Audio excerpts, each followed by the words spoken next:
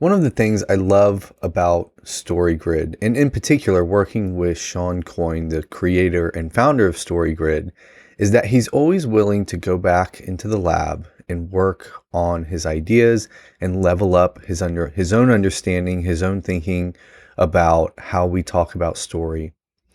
And so this particular video is a recording of Shawn talking with Danielle Kiowski, the Chief Academic Officer of StoryGrid Universe, and Leslie Watts, the Editor-in-Chief of StoryGrid Publishing.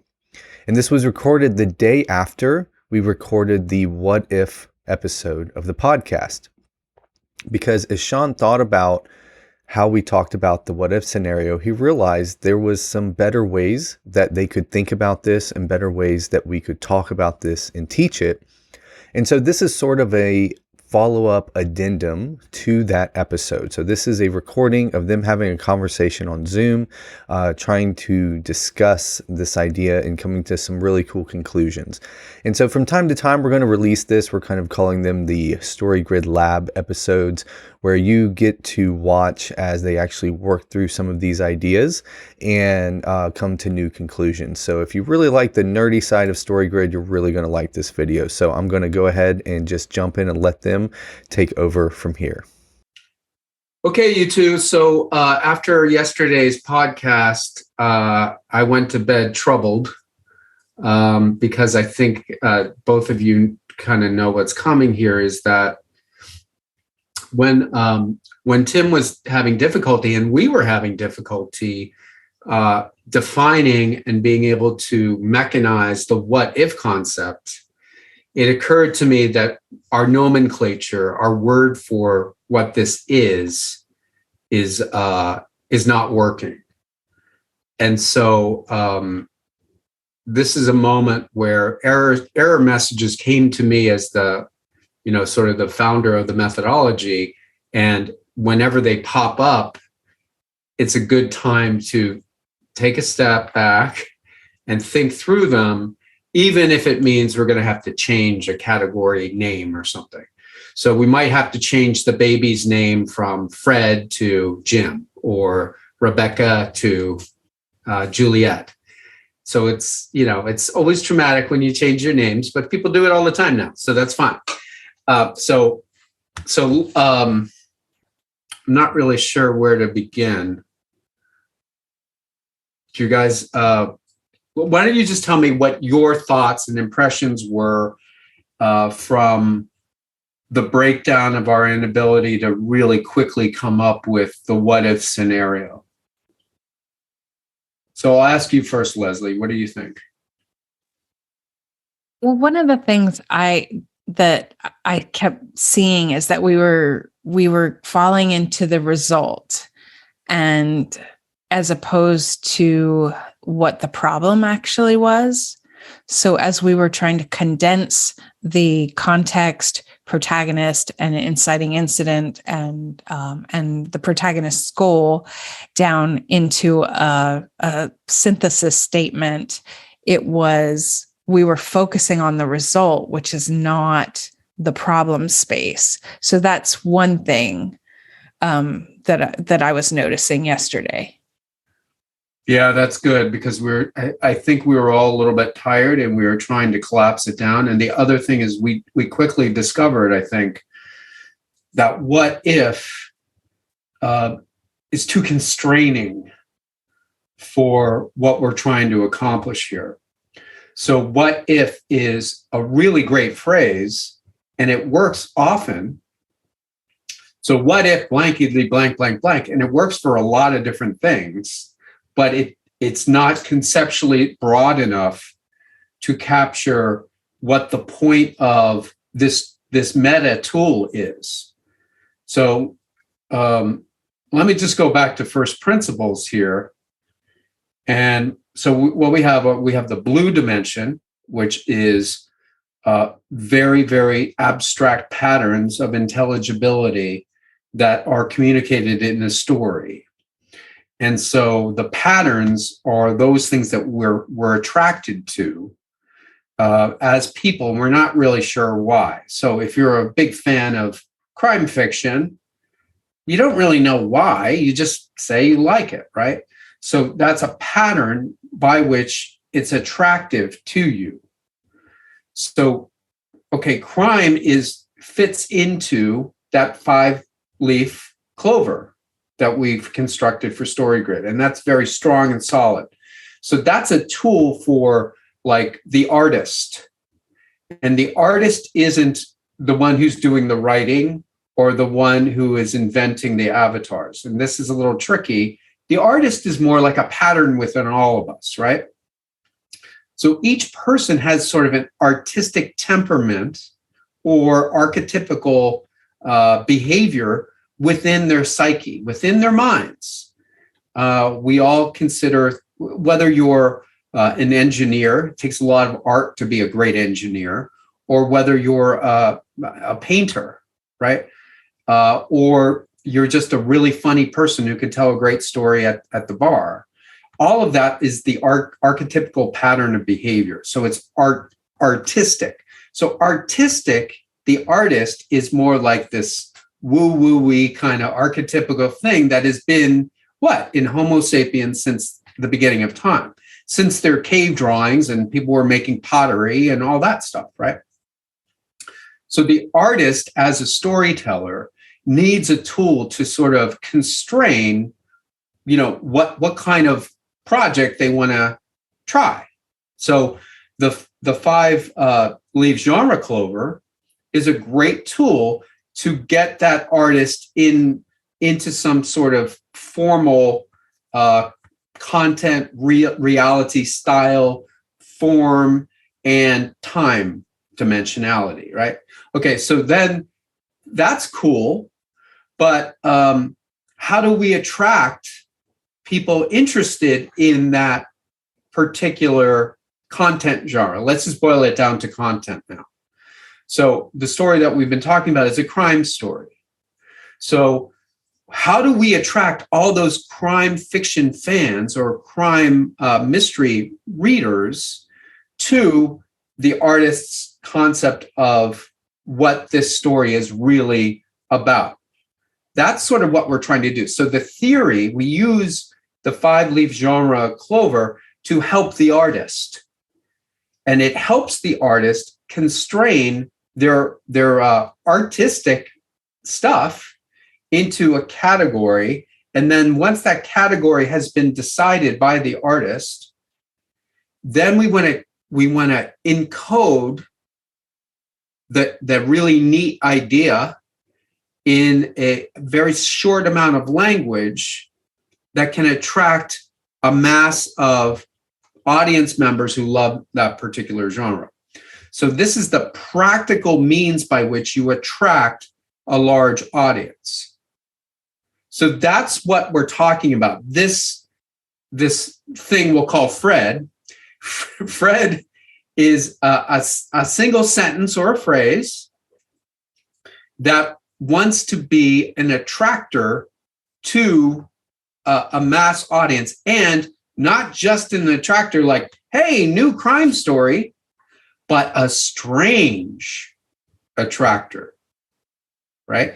So it needs to be strange and something that's unique and different than a new way of looking at an old pattern that the SAMs out there, the single audience members as a mass group, will go, yes, want to go check that thing out. So is this making sense? I'm trying to sort of squeeze down the problem space here. And we've got the artist on one side in the blue, and then we've got the mass audience on the other side. And the artist wants to communicate with that mass. This is why we were talking about movie posters and book covers. And so that's sort of what we're after here. So this is sort of the copy that would be on the movie poster, or the mass market book or whatever. And the what if was kind of a cool idea, but I think it's too specific and we need to move out the category to include other things besides the setup, right? So what if implies the context the content in context, right?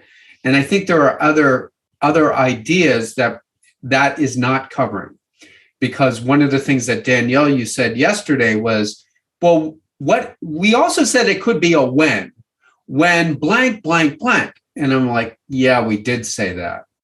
And when is not what if.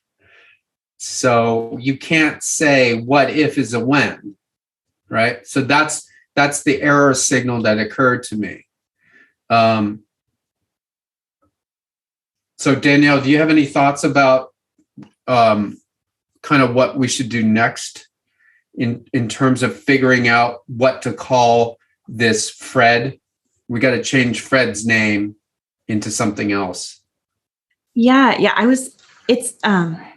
This is interesting because when you just said that about what if being too specific, I was coming at it from the other direction of the concept underlying the what if not being specific enough to match a single term. So yeah, it's both, right? And so the way I'm thinking about it is we have the what if scenario, the three things that make that up are really solid. And I think we have good heuristics around how to answer those and what they do. So there's 4, right? Because I think you might be missing the goal state of the protagonist. Oh, yeah, the goal state. And so, so what I think here is that approaching it from both directions, looking at what you said about how it attracts a mass audience, that's half the question. But then once we have it, what do we do with it? So with the 5-leaf clover, it situates the artist, and then what they do with it is that it's a job description for hiring the author. So it pings us down into that lower level.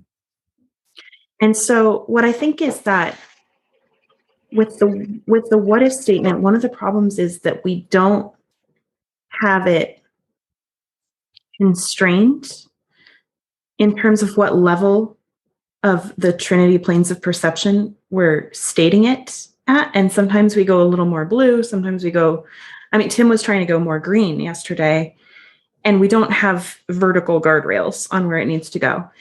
And I think that coming at it from the other direction and saying, what does this need to do for us in the story development process is going to give us the other part of those constraints. And what I'm thinking is that in the same way that the 5-leaf clover leads down to author, this leads down to Sam, the single audience member. And how does that work? Well, if we can set up the context,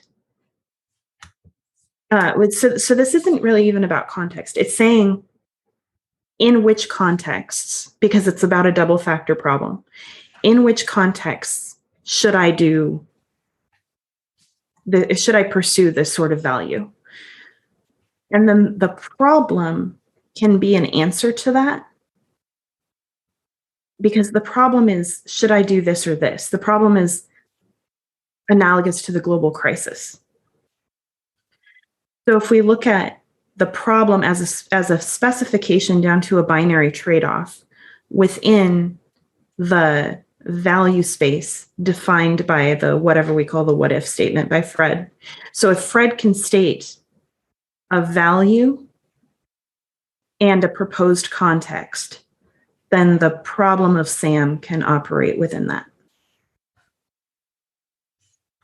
Yeah, I'm tracking what you're saying, and I really like it. I'm gonna repeat some stuff back to you that I think converges with what you're saying, but I'm taking it from sort of a different direction. So, first of all, I love the way you're flowing the artist to Fred, and then Fred becomes the here's your job description.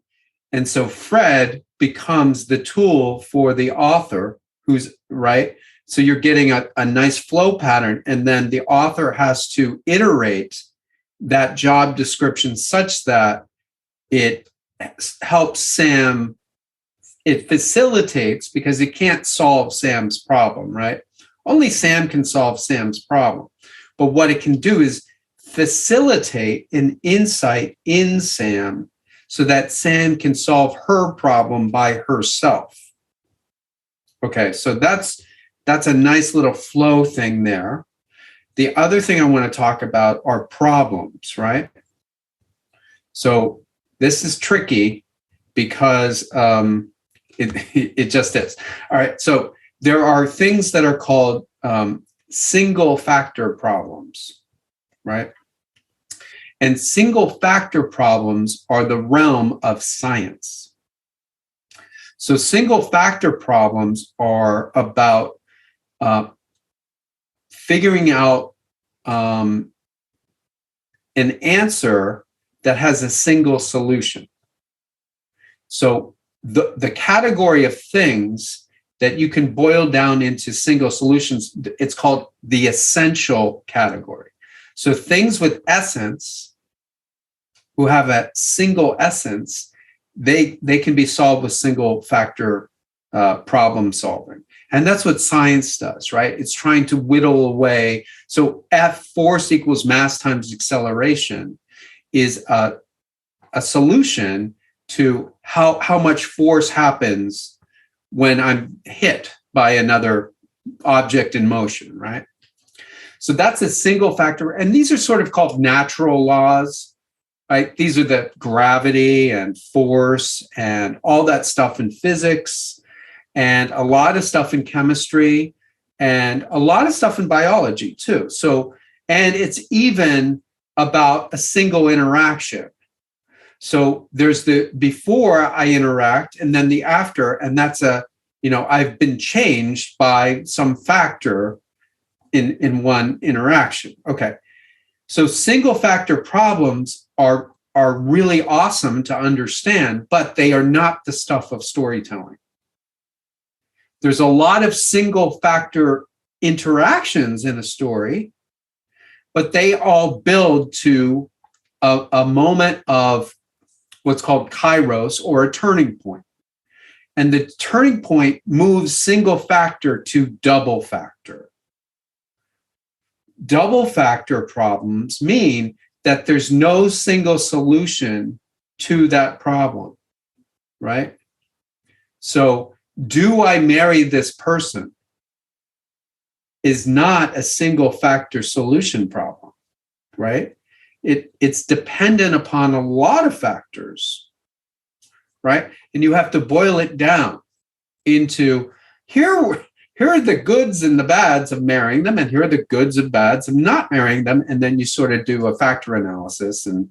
But that's not really the way people get married. But anyway, double factor problems are complex.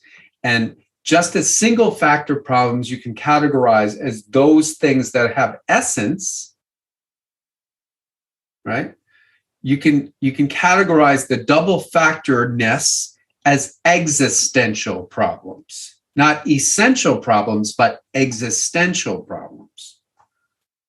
So we come to stories with existential problems that we don't really even have put our finger on in our own minds, right? So the reason why I'm saying this is that we are attracted to novel interpretations of existential problems in particular categories. So this is all to say that Fred, what we were formerly calling our what if meta tool number 2 in the blue, Fred needs to embed a existential complex double factor problem within the statement, so that it kind of implies, oh, this is dependent upon a lot of circumstances, as opposed to this is a natural, essential, single factor solution to this problem. So this is where a lot of people can get hung up, because their Fred or their what if is just has a single factor solution to it. Like, when is it is it good to be good? Right? That's not really defined good. Or is it a good thing to rise in the hierarchy in a company? That's got a little bit more meat on the bone. So this is sort of where we're moving towards. It's this it's kind of like, all right, so we have the essential and then the existential. And those 4 questions that we answer in the meta question 2, what are they doing for us? So establishing the context or the wholeness of the system, that establishes sort of the field at which things are at play. It establishes the ocean or the pond in which interactions are happening. And that ocean or pond has a particular set of rules, like natural essential laws inside that space. So knowing that is really important, and having a very clear understanding of what that is, like Ed McBain did. It's a precinct in the 1950s in New York City. And he knew that pond extraordinarily well. So that's where he started. And then the next question is, who is the protagonist? So Ed McBain, and we discussed this with Tim, he figured out, well, let's have a fish out of water come into this pond and see how that fish out of water can adapt to this context, right? And this is why Struthers in the story is the protagonist, because he is the one under pressure. He is the one who must figure out how to manage, navigate, and conform to this new context. So that's another way of looking at figuring out who the protagonist is. Who is the one who must conform or individuate or particularize, right? Okay, cool. And then what's the third question? The third question is, what's inciting the fish out of the water to come into this pond? Well, trauma. This fish out of the water saw something. He was witness to an extraordinarily traumatic event that resulted in death. Oh, wow. Okay, so he's really a bit fragile, right? He's unstable. He's not sure what to do because he's been traumatized by witnessing a really horrific event. Wow. Okay, cool. What's the fourth question? What's Struthers' goal state? Well, his goal state was probably to relieve himself of this burden, to let the professionals take the burden off of his shoulders and relieve him of this very, very painful anxiety, right? Because it was a random coincidence that he witnessed this traumatic event. So this is interesting, right? So answering those 4 questions now puts us in this realm of the Fred world. And what we need to do is, from answering those 4 questions, we all get a visceral feel of what this thing is really about generally. And what we want to do is collapse it into a phrase or a sentence that will become a strange attractor. Oh, and when I say strange attractor, I mean it in a whole bunch of ways. But this way, the way I'm meaning, that's the easiest to grasp is, that's interesting. What's that all about? That's strange. Let me go check that out. That's a strange attractor. So it's sort of like the person who moves into the house next door to you. I wonder what they're all about, right? So that's a strange attractor element, all right? So that strange attractor isn't going to attract everyone who likes stories. It's going to attract a very specific category, a mass of people who like a particular kind of story. So we're not trying to lure in everyone who likes stories with Fred, right? Because we can't do that because it's too generalized, right? It's just not, it's like saying love is good. Yeah, sure, right? Who's going to argue with that? Anyway, so that's the second thing. All right, so these 4 questions I think are really good. I don't want to change the 4 questions because they give us a sense of the arc of the story, the context of the story, the fish out of water in a very strange environment and what they face. And it's an existential problem. What do I mean by that? We, as a group of human beings, are traumatized all the time. We coincidentally witness things that are difficult to process. That's traumatic. And so what we're trying to do a lot of the time is to relieve ourselves of this trauma. And we seek help from others. And we say, hey, we have this trauma. Can you help me sort of make sense of it? And other people go, sure, I had that trauma too 3 weeks ago. Let me tell you about it. And then you have an interaction that enables you to digest the trauma such that you can reduce your cognitive load and move forward. Right? All right. So I'm going to stop there and see if you guys, how that's tracking with you, if this is making sense, and if I'm following an argument that Danielle started in terms of this flow from artist to the mass of Sam's, and then that this statement of Fred is going to serve as the work order, if you will, for the author, who is a part of the artist, but the author is very much the workman, and the artist gets to evaluate the author's work, right? And we're going to talk about the author in great detail in future episodes. But so is that tracking? Am I on the right path, do you think? Yeah, I think that makes sense. It's definitely tracking with what I was getting at with the, working at it from both sides and trying to figure out how it can have the solid inputs that we have already and then also provide an output. And one of the things that you talked about at the end about it has to be relatable to the mass audience, not to one yet, right?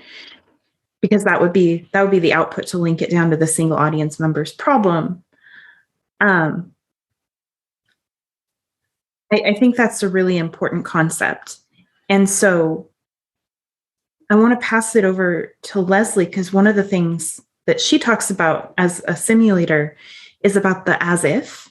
And I think that would be really interesting to talk about here. The as if as it relates to the what if and broadening it out. Yeah. I was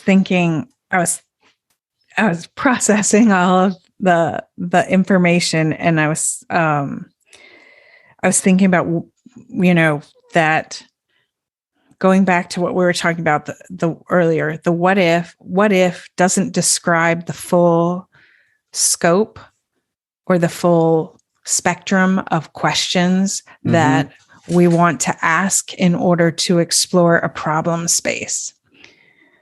But I still think that whatever Fred, as Fred formerly known as What If, whatever that becomes, I still like the idea of it's being a question. I still like the idea of it being a question that is answered by the controlling idea of the story. And of course, I still think all these questions, the 4 questions are spot on. And as we were talking about them, I was thinking, oh, there are ways that we can tweak the form of the response to kind of funnel us into this thing that we're trying to do. One thing was if when we respond to, so we've got with context, which is the setup, it's the selective constraints for the problem. Then we get the protagonist and what's the protagonist's relationship to that context. And then we get what's inciting the protagonist. What is the problem that arises from the context and that relationship between the protagonist and the context. And then when we get down to the goal state, what I really like is that we can frame the goal state as the protagonist's initial approach to solving the single factor problem presented by what's inciting them. But we can go on and say, so protagonist's goal is X, but double factor aspect, which is the invisible fear gorilla that is present in the inciting incident that the protagonist won't make sense of until that moment of kairos, the turning point progressive complication, when they're like, oh, expletive, that's what the problem is. I don't know what to do about that. So I like that. And then I kind of came up with a problem space synthesis, because I'm just building on other things that we have. That's probably not the right Fred, formerly known as What If term, but I feel like it's moving in that direction, because what we really want to get is we want to get at the double factor problem, because that's what's interesting to a mass audience. So it's got to be framed in a complex way so that it's universal and yet specific. That's so funny, because one of the notes I have here is as a possible new name for Fred, formerly known as What If, strange attractor problem space or pattern, right? So, and I think we're both right that we're getting there, but it doesn't have enough punch to it. This is what's interesting, is that the Stoics wisely pointed out that in nature, there's no such thing as a problem, right? So they go back to Plato, and Plato doesn't talk about problems of reality. He talks about patterns of intelligibility. So these are patterns that we can intelligently identify, that we don't know what they are yet. So pattern, that's how a pattern becomes a problem, are not knowing the pattern yet, not being able to measure it, not being able to categorize it in our behavioral mechanistic system. So pattern problem is awesome, because that is what the signal you need to convey in the Fred statement is, that pattern problem space very clearly. So that's one thing. The other thing is that you want to embed possibility. right? It's just like a possibility space of like moving one way or the other, depending upon what? Context. So possibility is a contextual thing that it's very interesting to watch. This is how we watch change, right? So, there's lava lamps and everything, right? Like from the 1970s. I never understood why they were so popular until they're not anymore, but maybe they are, because they're kind of on everybody's screensavers now, right? So what you do is you watch motion and you watch the possibility of where it's going to go in the field in which you're watching it. It's fascinating, right? That's the salience landscaping of our own horizon of intelligibility. Sorry for being so abstract, but anyway, what's the other thing about this? How do we lock onto something? But we are thinkers, right? And we live in a semantic world, and we find ourselves feeling like we've got to boil it down to a proposition, right? So those two words, proposition and possibility, sprang up to me, and I like it. The proposition of possibility. So it's a pop. It will make Sam's pop. So it could be called pop, the pop, thing. Instead of the what if, we could call it the proposition of possibility. And those 4 questions can open up how to communicate that possibility space. Which is, it might be a little bit too abstract. It's kind of fun. I don't know. I'm not sure. I'm just throwing it out there to see what you guys think about it. I really like it. And I think viscerally it feels like what happens when you have a relevance realization, that things foreground, they pop up. And I just love that about it. And yeah, it's fun. I mean, I think it's also because it's shortened, it doesn't have the explanatory value that some other thing, like if the what if had worked, then it not only gives us you're right, label, but also but I'm not saying that that's wrong. I'm just saying that pop would need to come packaged with a rubric for response. Yes. So yeah, it's always best when you can have description and explanation in the same word, and pop is kind of fun.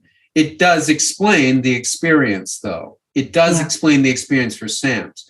So we got to remember the right-hand column of our channel, right? So we've got a left-hand column, which is all about the creator, the artist, the author, and the alternate world that they create and the avatars that inhabit that world. So we've got a lot of A's there. We have artist, author, avatars, alternate world. And then what we have are the right-hand side. And the right-hand side are Sam's, the mass of audience members attracted to the pop of the form that the artist creates from the 5-leaf genre clover, right? So it's very experiential. And then underneath the Sams as a totality of a mass, we have a single Sam underneath that. And then we evaluate, how is she experiencing this world? What is her experience? That's where we put our attention at StoryGrid. How is Sam? It's very difficult for us as human beings to be able to relate to more than 150 people at a time. And 150 is really a stretch too, right? So that's why we like to go down to a single audience member and really get a good grip on who they are, because then we can have one-on-one interactions that make sense to us much easier than we can having a relationship with Connecticut, right? Like, I don't know what my relationship to Connecticut is, right? Nor is it really that important to me. But if I say, what's my relationship to, somebody down the street who's irritating me, I can really lock in on that, right? So the experiential is in the right-hand side, and the theoretical, the creative theory, is on the left-hand side. So the rubric, I've got one rule so far, and the rule is your proposition of possibility cannot be a single factor solution problem, right? It cannot have an essence to it. There can be no single solution. It's like that Police song. There is no political solution to our troubled evolution. So a political solution is a powered solution that goes down to a single solution. And evolution is a dynamical system that's a double factor space. And that's there is no single solution to a double factor problem. And so if your proposition of possibility is a single factor solution, no good. Start over.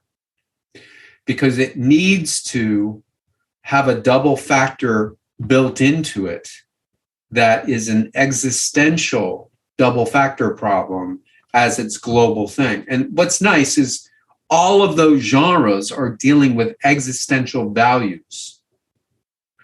And those values are not single factor solution spaces. They are always context dependent. So that's like my only rule right now. And then the other rule would be, like I was playing with what we were doing yesterday, right?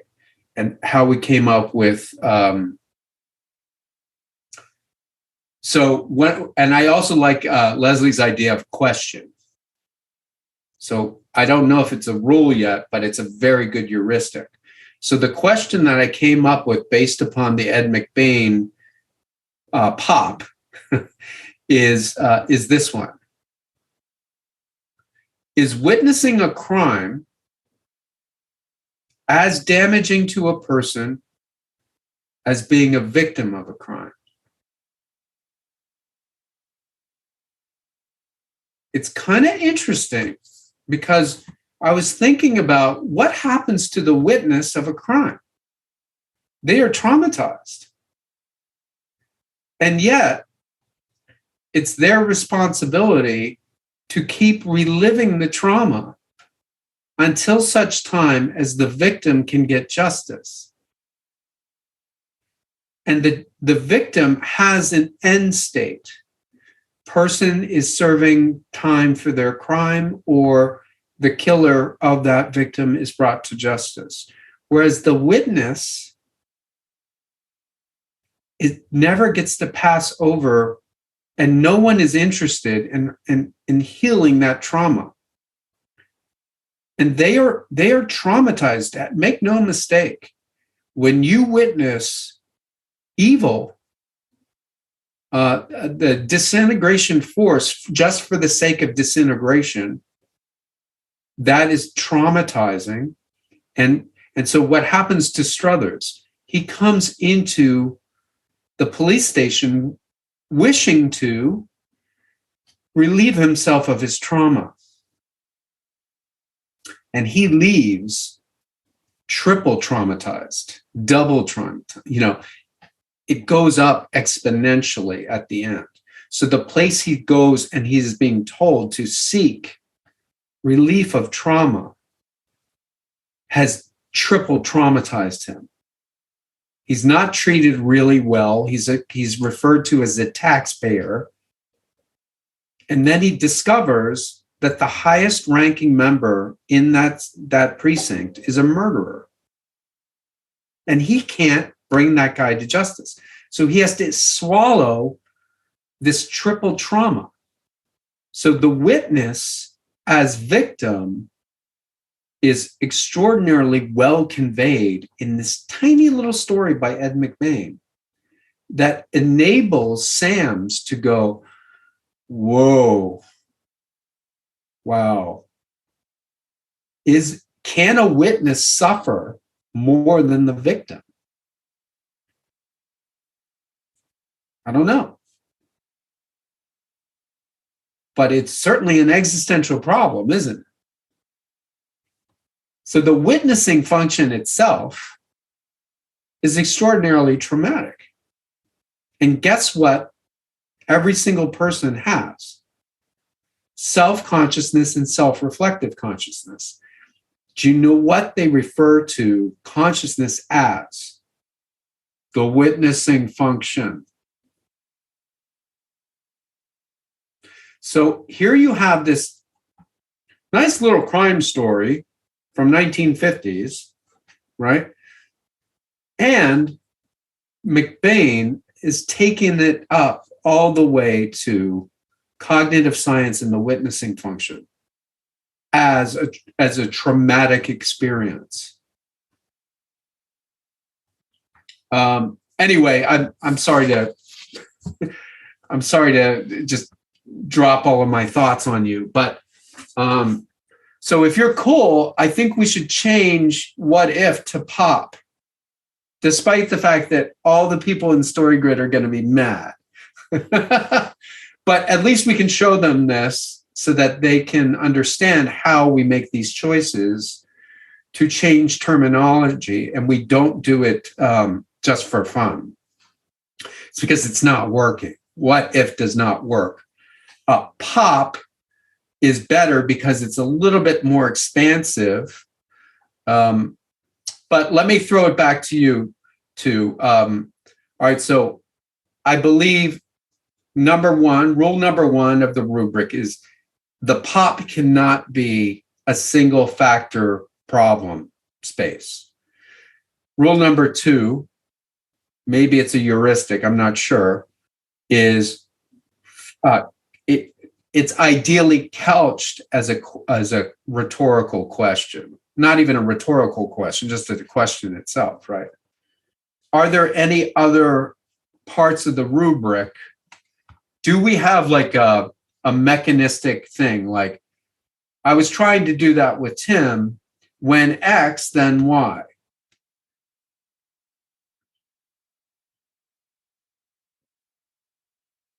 Right. Well, I'm thinking about how it relates to and differentiates from Sam's problem in the narrative device. We haven't gone through that yet in the podcast, but it's going to be important for it to link to that. So Sam's problem is a trade-off between two value spaces. So is love or duty more important? Or, where should I put my agency? Toward love or toward duty? Where should I put my agency? Toward a power hierarchy or a growth hierarchy? So it's this trade-off of which avenue to support. So I think that the pop needs to take those two options and draw the tightest circle around them possible, so that it's more abstract than Sam's problem and that it doesn't give the concrete trade-off, but it's still narrowly focused enough that it's really honing in on the arena in which they're operating and giving the context.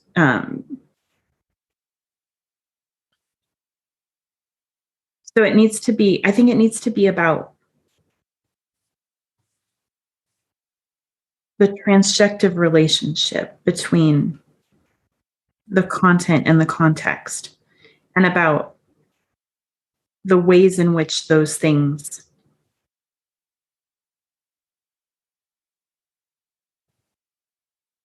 the ways in which they work together, and what arises out of that, and then which is the double factor problem space that then will lead to that trade-off.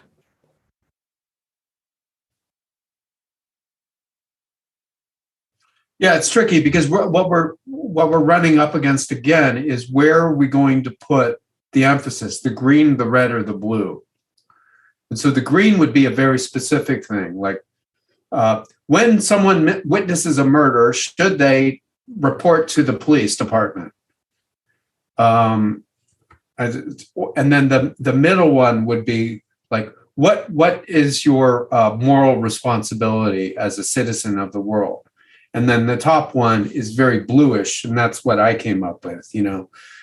Is witnessing a crime worse? When is witnessing a crime worse than being the victim of a crime? And I think maybe you do this a lot, Danielle, and I think it's very useful. Is that you do all three, and then you try and squish them into something that's coherent and has all three embedded in them. So maybe that's a rubric, right? Like, what is the on the surface pop, right? And Tim was working there, which was good, right? So he was going for the on the surface pop, and then we were playing with above the surface red. So on the surface is green, above the surface is red, and beyond the surface is blue. So the beyond the surface is the abstract pattern, and that's what witnessing function is, an abstract pattern, right? And crime is as an abstract problem, as an abstract pattern. I would say that crime is the disintegration force for no purpose other than disintegration, or for consumption or pleasure or whatever. So that's abstract. And then victimhood is being an actual victim, one who has had something stolen from them, or they've been hurt in actuality, as opposed to the witness is hurt, but they're hurt at a remove, whereas a victim is actually hurt by the crime. So you have a triangle there where you have victim, perpetrator, and then witness, which is interesting. I mean, in certain crime stories, right? So that's a triangle that can play. Yeah, I think to your point about taking all three of them and then squishing them, I think that makes a lot of sense.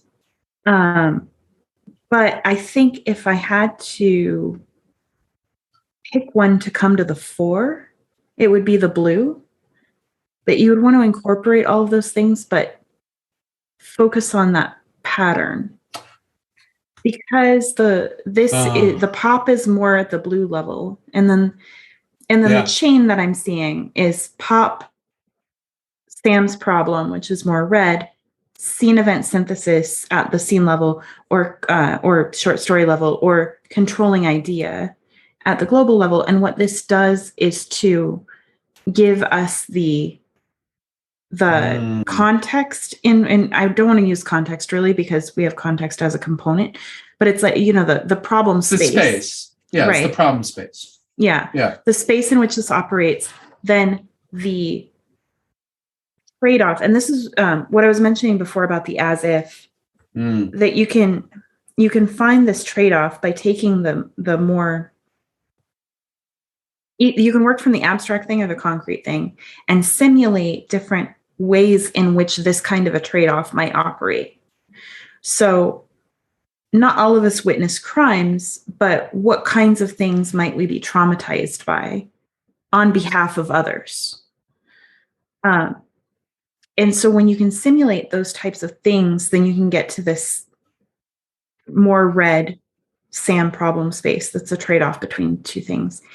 And then the green controlling idea is an answer to one instantiation of that. Nice. So it's saying this is one thread in this tapestry of the problem space is that this ending value results from this kind of action. And this is just, it's showing you the branch that you can potentially add to your choice portfolio. So that's how I think about the relationship between the three of them. I love the triangle that you brought up also, because I'm thinking about just having that triangle. It exists, but it calls to mind the victim, hero, perpetrator. Yeah. And so that's the question is, will that witness become the hero? That's right. Wow. Holy crap. That's great. So, I mean, what the three of us do all the time is just so intoxicating to me because what you find here is this is what I talk about in terms of Philia Sophia, which is a term that comes from John Vervaeke, or yay, John. And that means that what you get is you get a collective cognitive capability above and beyond any individual cognitive ability, right? So when you have three people playing with integrity and trust, and they're playing in a particular space, and they help each other. So it's sort of like the Dunker radiation experiment, right? So the Dunker radiation experiment is this sort of like insight problem. So here it is quickly. Say you have an inoperable, this is just a Gedunken experiment, so nobody has this, so nobody freak out. Say there's a person who has a very large tumor in the middle of their head, and any one blast of radiation to destroy that will kill them. So how might you save them from death? And I'll just give the answer here, which is kind of, so you basically put a halo around their head, and then you make sure it's stable, and then you put little smaller waves of radiation through each of the holes, and then they converge on the tumor. So any one of the smaller waves of radiation isn't terminal, but collectively as they merge, they can kill the tumor. So that's sort of what happens in these kinds of Philia Sophia games, is that each one of us is sort of thematically a ray of radiation with our cognitive capability. And then when we converge on a single problem, like our problem today is, what are we going to do about this what if categorization, because it's not working. It's too confusing, and we don't want to keep perpetuating a confusing model when we can snuff it out at the end, right? So that's what we did. And so we worked through the problem, and then up here is this new idea that was generated from the three of our work together, and that's Philia Sophia. So the relationship of the three of us working together forms an emergent collective cognitive capability that neither one of us individually would get to on our own. So you're right. So that trinity of victim, perpetrator, victim, and hero from Eric Berne, which is called transactional analysis from the 1970s, which I love the concept. Now we're seeing the liminal stage before that emerges, right? So what you have is the hero or anti-hero is the witness function. So when you have a victim and a perpetrator, and you have a third party witnessing the victim and perpetrator, their interaction, that witness now faces an existential dilemma, a double factor problem. If I intervene, I could really mess everything up for myself, the other, and maybe even the world. If I don't intervene, I could really mess everything up for myself, the other, and the entire world. What do you do? Context dependent. Where do you draw the line? Where is that bifurcation point where you move from possibly acting to actually acting? And that, in essence, is the substance of storytelling. So what happens is you have a witness watching single factor interactions or participating in them, and then it reaches this fork in the road where that single system then becomes a double factor problem, which is an existential complexity problem. Anyway, this was great. I propose that the next time we meet with Tim, Leslie, please.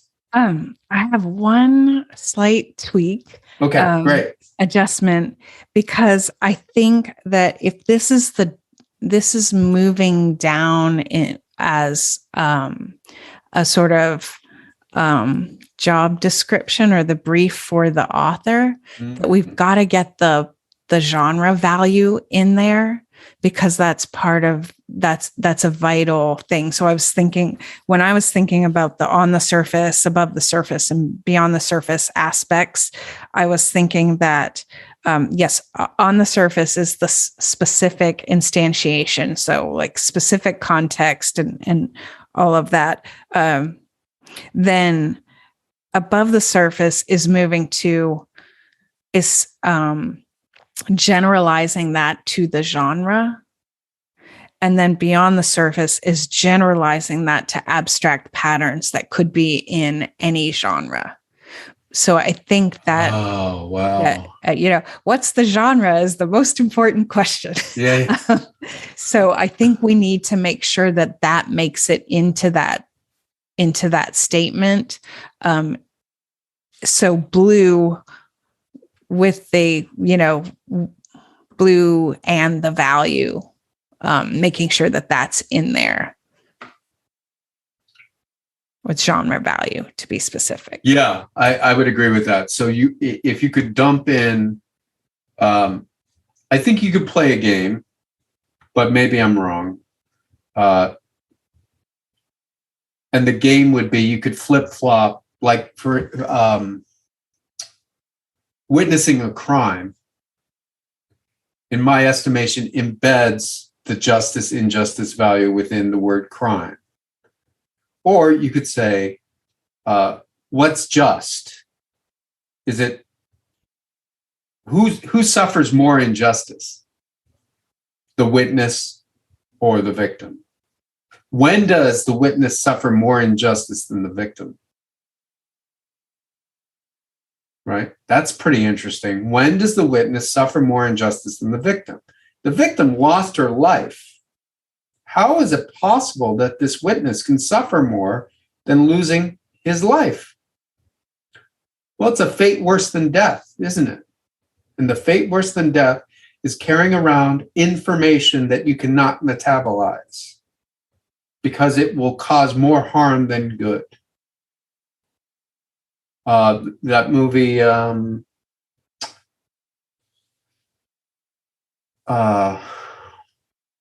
one with Casey Affleck where he won an Oscar. I think it was called something Massachusetts or Chester by the Sea. Yeah, Manchester by the Sea. Yes, that's a case where he has to carry the burden. There is no relief for him. It is not possible. And so he needs to figure out some way to metabolize that so that he can keep moving forward, or it will destroy him. And so that's a completely different genre, but it's thematically akin to this very short story by Ed McBain, because Struthers is going to have to carry that burden for the rest of his life. And it's a fate worse than death, because what did he do to deserve it? Nothing. It was a coincidental witnessing function that has traumatized him and will continue to traumatize him forever. Because if he does act, he could cause far more harm than justice. The woman has lost her life. And he has to make a very difficult best bad choice. If I do not report that lieutenant as the killer, will he kill again? He probably will, and he probably will get away with it. So, yes, you're absolutely right, Leslie. The value of the genre must be in the pop. And ideally, it's a question. And you just knocked out rule number one by using that value. Why? Because the values inherent in genre are double factor problems. So you would never be able to create a pop as a single factor problem if you are using the structural functional organization of the 5-leaf clover properly. So you don't need to put in rules that have already been applied in a prior methodology. But a great catch. So just to repeat and make sure that I've got this right. So what we want for the pop is a phrase that is a pattern of intelligibility in the blue space that has an embedded indication of the value or genre, content genre at stake to attract the right bees to this clover field, right? And then that pop will serve the author as a job description of what they must do to iterate for the single member of that beehive. Yeah, this is a thought, because we keep kind of gravitating toward when. And so we have a couple of things in this constellation of concepts going on. So we have when, which we seem to like. We have the value, and then we have the idea that this needs to give us the controlling idea. And the controlling idea as an evaluation of prescriptive or cautionary nature of the story. Like I said, it's the one branch that goes on your decision, on your choice portfolio tree. And it evaluates prescriptively, as a prescriptive or cautionary tale, whether the action that the protagonist took was good or not. But what does good mean in terms of that value space? It means there's always a trade-off in the global crisis. What it means is the cost that this protagonist paid to get this ending worth it?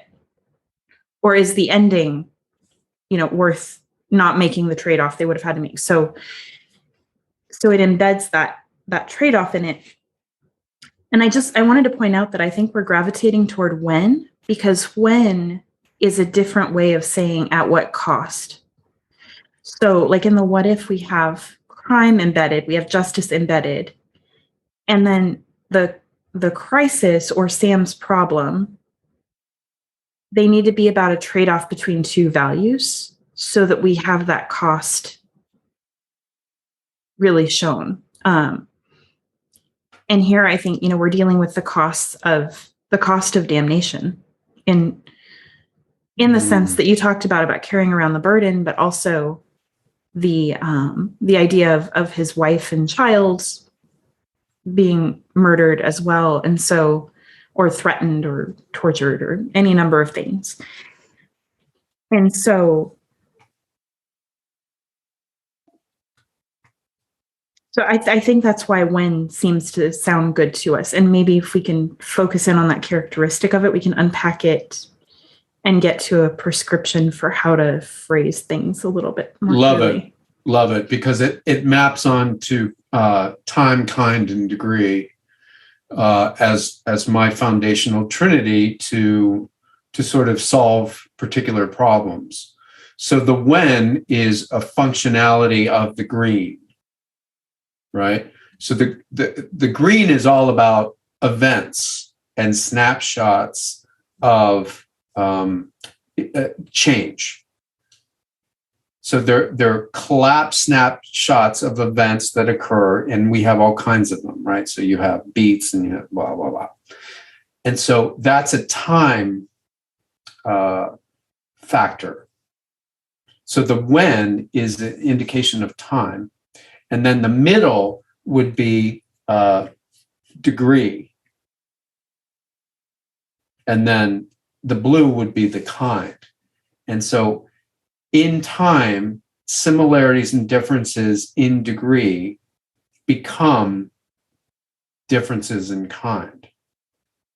And so that means that if we can have the pop clarify and signal kind, time, and degree in a question, then when is being a witness worse? When is being a witness to a crime worse than being the victim? When? Well, in this story. Come on here, right? So the when factor, using when as a framing device for the question, is a good start, right? When is being the witness to a crime worse than suffering victimhood? What do we get there? We get global pattern of archetypical representation, the witness function and the victim function, and it has the implication of the perpetrator. And then we have the value, which is the middle, the red, crime, justice. How do I figure out this existential difficulty? And then we have on the surface when. And the when says, oh, right here, this is when in this story. Check it out. That's a pop. And I think that's the way to construct the pop. And it tells the author how to realize it. What's relevant? When are you going to reveal that the lieutenant is the killer? Well, should I reveal it up front? Maybe. Is that going to pay off in the most, right? Like you can answer all kinds of really great questions as the author, but what it does is really constrain the problem space for the author in such a way that she can really step by step rationally figure it out without pulling her hair out saying, I don't know, maybe I should set this at a beach, or I don't know, maybe the circus? What do you think about this, right?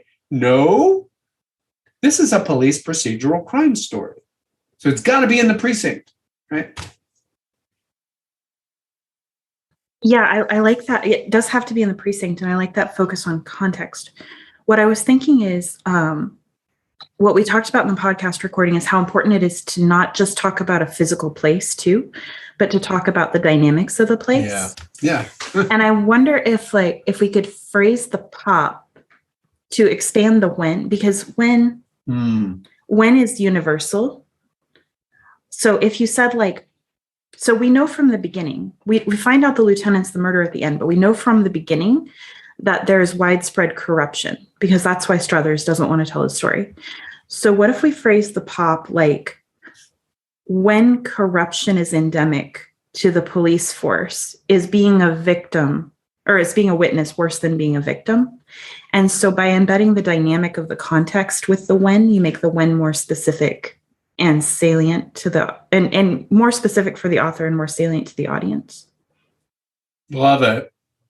Now you could see how somebody would construct, the tagline on the cover or the movie poster, using this rubric of this very powerful rubric of time, kind, and degree. And the kind is the category. Degree is the movement of value, and time is the context, the moment. I really like this. I think, and the other thing that we're discovering is the necessity to iterate the 624. And of course, after we get through this 624, we should go back and check our work, right? So we should go back and check and say, is this a crime story? Actually, it's not yet, but actually, hopefully we'll still fall on crime story and police procedural. But you know what I'm saying? And so taking careful consideration and time in a Philia Sophia environment is the best enabling function to help construct story from masterwork. So again, what do we do at StoryGrid? We take a masterwork. Hey, this thing Ed McBain wrote in the 1950s is awesome. Why don't we go through it with Tim, and then he can iterate based upon it? That was the what if, right? So that's what we did. And now we're walking through our StoryGrid technology to make sure that we understand what Ed McBain actually did do, right? We've got to analyze, we've got to take it apart very carefully and not quit on like, yeah, that's good enough. Now, occasionally, the murder is pretty clear as the inciting incident. We can lock that. But we had to walk through who the protagonist was, because it's not obvious based upon your experiential thing as a reader. Anyway, I think if you two are in agreement, we can change Fred, formerly known as What If, to POP, which is Proposition of Possibility. That's what it stands for. What's the POP line? And then the POP line has to embed kind, degree, and time within it in a rubric that can be built out from what we've already discussed, which we can formalize in clearer detail as we move forward. But this is great. Thank you for revisiting it for this, hour and a half, who knows? And then we can hand this over to Tim, and then he can set it up as another podcast to follow up on it, just so that people can see how we work at StoryGrid. When an error signal sort of starts to hum, we try and fix it before it gets out of control. So all the StoryGrid people out there who've been looking at the what if scenario, we're going to change what if's name to POP. And there we go.